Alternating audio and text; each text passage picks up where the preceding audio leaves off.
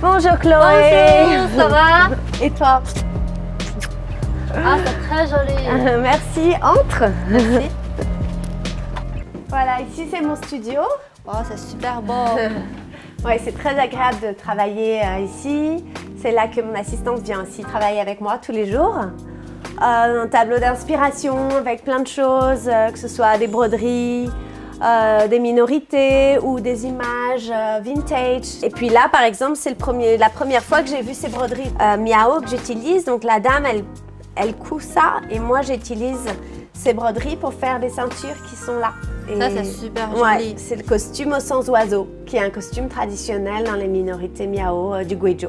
Et puis ici, il y a les produits, par exemple, voilà les bracelets des femmes Miao qui sont en cuivre. C'est pas de l'argent, c'est du cuivre. Elles en portent un à chaque poignet d'habitude et puis il n'y a pas de cuir normalement. Et nous, le cuir, on le fait rajouter ici à Shanghai. Toujours dans cet esprit de l'artisanat Miao, ici c'est les gilets. C'est juste la broderie que je leur achète. Oh. Et à Shanghai, je le fais monter en gilet. Là, tu vois, on fait une veste, c'est la veste réversible. D'un côté, c'est les brocards et de l'autre côté, c'est le jean. Et tu choisis quel côté tu veux mettre. C'est génial. Voilà. Là, en brocart, en ce moment, le bomber, il marche très bien parce que c'est très cool. Ça prend tout à fait un autre style grâce à cette forme de blouson qui est différente. L'intérieur. Tu veux la mettre? Oui, bien sûr.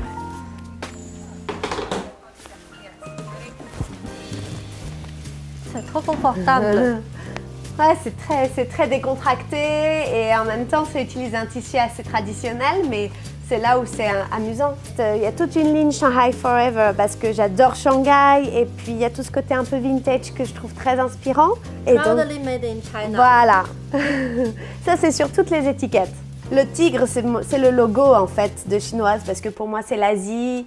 Et puis, c'est ma fille qui est du signe du tigre. Et voilà. Donc, c'est une veste chinoise mais avec de l'argent ici. Il y a des épaulettes ici. Ça, c'est la version plus fancy. Ici, en veste, c'est une veste traditionnelle d'uniformes de travailleurs, qui sont les uniformes actuels. Je la fais juste broder dans le dos. Parce que je trouve ça cool. En France, on aime beaucoup porter les vestes de militaires et on les customise, Et donc là, c'est le même raisonnement. Et puis maintenant, il y a juste cette nouveauté que j'aime beaucoup, qui est la Qipao, que je trouve qu'il faut porter, ouverte. Tu veux essayer? Oui.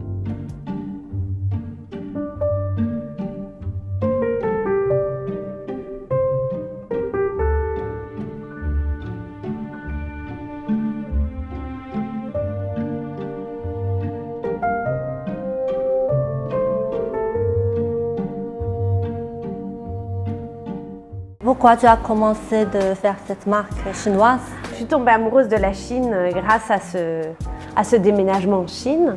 Et après 6 ans à Shanghai, travaillant pour Hermès, j'ai voulu créer ma propre marque parce que j'étais inspirée par l'artisanat chinois, mais j'avais envie de créer des vêtements, des objets qui soient inspirés de l'artisanat chinois, mais qui aient une touche française. L'idée étant d'utiliser de l'artisanat, des tissus traditionnels chinois, mais aussi des broderies, des minorités Miao, du Guizhou par exemple. Et j'y suis allée plusieurs fois maintenant. J'ai des artisans avec qui je travaille de manière très régulière, qui sont dans des villages dans les montagnes.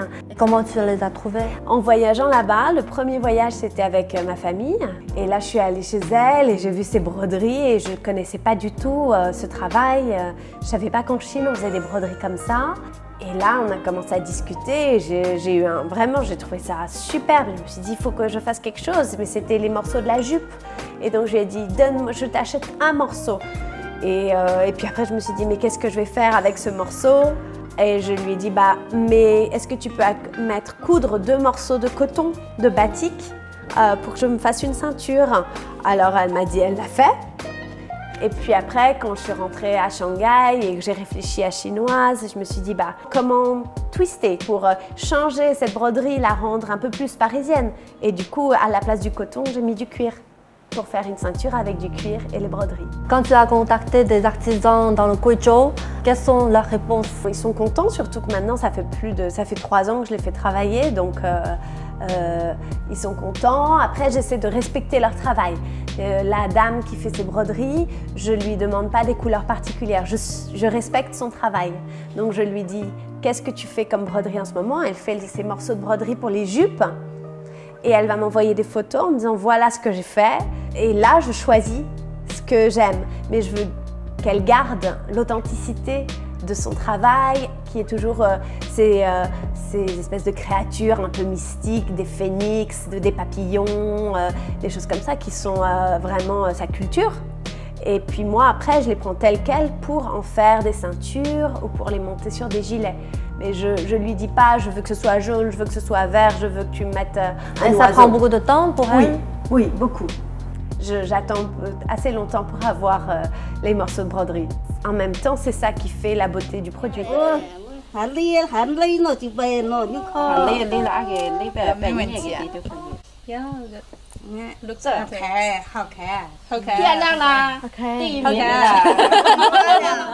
Et Chinoise a été récompensée en novembre dernier, justement, pour les créations utilisant l'artisanat traditionnel chinois. Quand j'ai reçu ce prix au mois de novembre, je me suis dit « Waouh, ils ont récompensé une étrangère, j'ai tellement de chance ».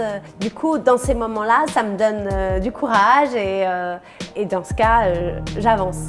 Quel est le profil de ta clientèle? Il y a des étrangers, je veux dire occidentaux, qui sont amoureux de l'Asie et qui m'envoient des messages en disant c'est tout ce que j'aime de l'Asie, de la Chine, mais que je peux mélanger à mes vêtements, mes tenues de tous les jours, j'aime beaucoup. Et puis après, j'ai aussi des Chinois, des Chinoises qui me disent « Oh, tu utilises l'artisanat de mon pays, merci, je ne connaissais pas cet artisanat, merci de le réinventer et de me le faire découvrir et de nous permettre de le porter. » Oui. Donc c'est assez amusant de voir que ça plaît à plein de gens différents.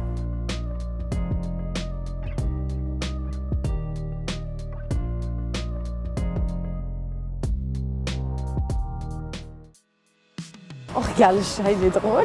Waouh! C'est trop mignon. Oh, t'es beau. J'ai l'impression qu'il y a un thé que je connais, mais... Ouais, je peux te montrer le WeChat Store? Oui. Tu vois, je te disais, il y a des choses qui sont moins chères, qui sont plus faciles pour les jeunes, qui est plus... Ça coûte 330 kwai. C'est toujours Shanghai Forever. Ouais. Mais je vais peut-être faire Beijing Forever. Oui. J'ai fait un shooting la semaine dernière, il y a 2 semaines. C'était très sympa. Regarde, avec un mannequin, c'est une fille qui s'appelle Iris. Elle a du style. Beaucoup. Et un photographe français. C'est très shanghaïenne. Oui, très. Ça c'est cool, non? Avec, Oui, j'aime bien cette photo. Oui, moi aussi. Ah ben, et le chauffeur, il a aussi porté en fait, ça. C'était la mienne et puis il avait la sienne qui n'était pas brodée. Mais il avait la même, pas brodée. Et je lui ai dit, tu vois, on a la même veste. Et puis je lui ai dit, bah tiens, tu vas porter la mienne. Et du coup, il m'a dit, ah bon?